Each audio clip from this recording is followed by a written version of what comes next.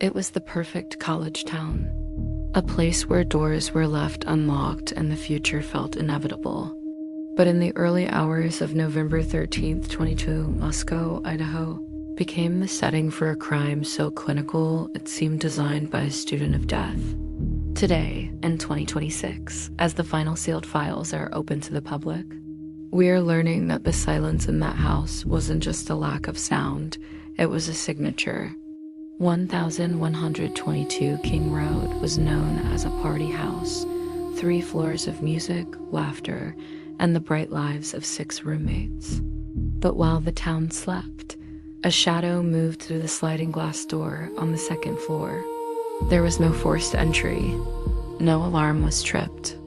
The archive reveals a predator who moved with a terrifying familiarity, as if he had already walked these halls a dozen times in his mind.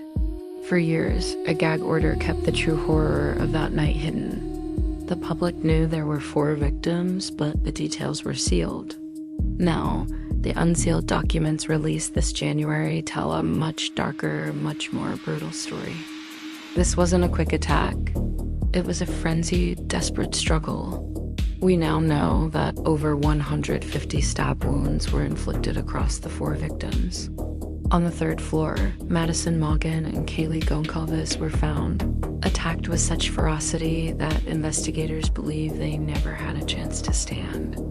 Down on the 2nd floor, Ethan Chapin and Shauna Kernodle were found, and the evidence shows Shauna did not go quietly. The unsealed autopsy reveals she fought with a desperation that left the killer's DNA on a single overlooked item. Perhaps the most baffling echo from the archive is the timeline. 2 other roommates were in the house on the 1st floor. One even saw a man in black with bushy eyebrows walking toward the exit. Yet the police weren't called for 8 agonizing hours.